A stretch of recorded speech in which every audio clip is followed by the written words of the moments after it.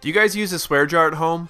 Well, Zoe Deschanel stars in a brand new show called New Girl, which premieres September 20th on Fox. And in the show, they've got a running joke where they have a douchebag jar. And basically what it is every time somebody's being a douchebag, you got to put money in the jar. So if this piques your interest, you can take a look at the annotation or the link in the description. It'll take you to iTunes where you can take a look at the first episode for free. So do me a favor, guys. Leave me a comment in the comment section of an example of somebody being a douchebag. Hey guys, Tony here, and welcome. This is week 2 of my NFL Superstar with Scott McLean. And this right here, if you're going to think about a week 2 best game of the week, I think it's going to be San Diego at New England. I really do. And so what I did right here, I'll be honest, I changed the uniforms a little bit. Instead of the dark blue navy pants, I put on some white pants here. I like that like all white look for some reason. I think it's probably the baseball player in me. Anyways, so I think what I'm going to do, and I'm going to try to make this a weekly thing, and I'm going to see how right I am. I should have done it last week, but I totally forgot. I want to do a winners and losers in the NFL. So I want to run through these games really quick and just say who I think is going to win and kind of why. All right, so we got Oakland and Buffalo. I think Buffalo is going to beat Oakland. If you can stop McFadden, you can stop that offense. So I got Buffalo. Green Bay, Carolina. Green Bay, that's a really easy one. You know, Super Bowl champions going against Cam Newton, rookie quarterback for the Panthers. Yeah, Green Bay. Kansas City and Detroit.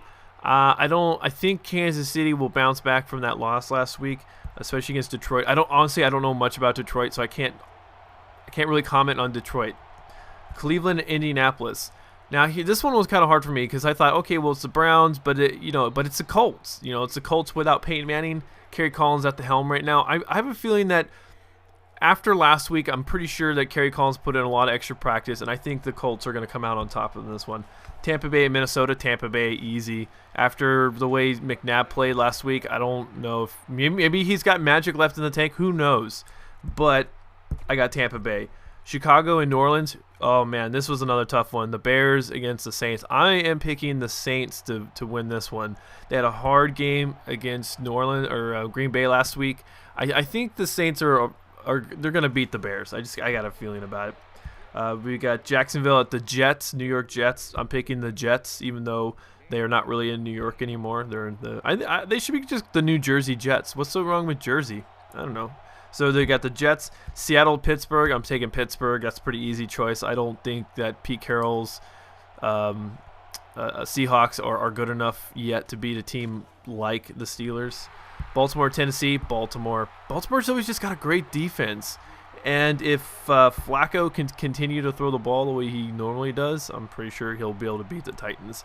Arizona, Washington. This is another one that I really don't know much about either team. I'm picking Washington on this one. I know they've got a young quarterback, a pretty good quarterback. The Arizona situation, I don't know what the quarterback situation is like in that team. Especially, well, they got rid of some of their players, but yeah, so I'm taking Washington. Dallas and San Francisco, I'm undecided about that, so I'm going to hold off on that one. Cincinnati at Denver. Denver, I'm going to pick Denver for this one. I think Kyle Orton is going to settle in. I think he's going to have a good game. I really do. He's got a lot to prove to the fans, of the Bronco fans in Denver, because they really want Tebow to quarterback for some weird reason. I have no idea. I don't think the guy's as good as they think he is, but he's not the next John Elway, that's for sure. Houston and Miami, I'm picking Houston. Here's another couple teams I don't know much about, but from what I understand, the Texans have been pretty good lately, and the Dolphins, well, they haven't been very good in the last. Did you see that Hester dropping that pass right there? I'm like, come on, dude, really? Okay, San Diego, New England. Like I said, I think the Patriots are gonna win. I don't want them to win, but I think they're gonna handle San Diego. I hate saying that. Philadelphia and at Atlanta. That's a weird. Philadelphia at Atlanta. Oof, that's a hard one. I'm taking the Falcons. I think Matt Ryan is a better quarterback than Michael Vick. Go, God, please. Yeah, don't hate me now. Michael Vick is just a scrambler. I don't see. He had like one good game last season, and everyone was like, "Oh my God, he's stepped up. He's a better quarterback." I don't think so. I think Atlanta's gonna beat the Eagles. And last but not least, St. Louis and the Giants, New York Giants. I think the Giants are gonna beat the Rams. Sorry, Toph. It's just gonna happen. So I want to go back to the Dallas and San Francisco. I'm undecided because San Francisco had a good game last week and Dallas just didn't. And guys like Tony Romo is like, he's Mr. Choke, at least in the playoffs.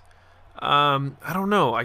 I'm leaning towards Dallas because they're a perennial powerhouse team. They're a good team. It's just that maybe they ran into a bad luck. So I'm gonna go ahead and circle Dallas for that one. I'm gonna go Dallas.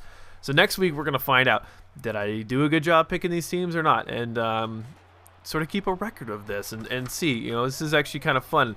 This is sort of like when you go and pick those, like throw into a lottery and stuff. Oh, by the way, I hate screen passes, these screen patterns, and I think usually what ends up happening is the defenders and the offensive blockers, they get caught up and they just don't go anywhere, and then there's just that stupid thing about some video games. There's no intelligence with these players sometimes, and playing this game again as much as I have, because I've been playing this game a lot, I'll be honest, I'm noticing that some things just never change about AI in football games. It's just they run into each other, and so many times like two players are running crossing routes, and you'll get defenders and wide receivers stuck together, and it's really dumb, and it happens so many times. Screen patterns are horrible. Play action passes, usually you never get enough time to get through the pass and get that thing off, and most of the time they're not even faked out about the run unless you're like hitting it hard. If you're hitting the run hard and then next thing you know you do a play action, but for the most part they're not really tripped up by the play action, and they sniff out your runs pretty good too. So anyways, but I'm still having a lot of fun. I learned a lesson though recently. Do not, if you've got a awesome franchise, or you've got a character like I do, like a third character, my personal character. I don't know if I told you guys about that, but I have a personal character, and I'm racing through the first season just so I can like get the hang of it and sort of get all the knocks out before I jump on and record a game. Well, don't go from your character, which now he's like a 92 overall, going into like week 15 or 14 or something like that, to a character that's a level 70 overall, because you'll do stupid stuff like I've done. I've thrown some passes that my other character will complete, because his completion is like 80% in every category, and his arm strength is like 95, and this character is not that. And I just run into so many problems. But look at Tolbert go. Oh man. No, I was like, he could just go. Gets tackled. This is really how I hope the San Diego New England game goes. 21-0 San Diego. I really think San Diego has a chance to pull it out. I really do.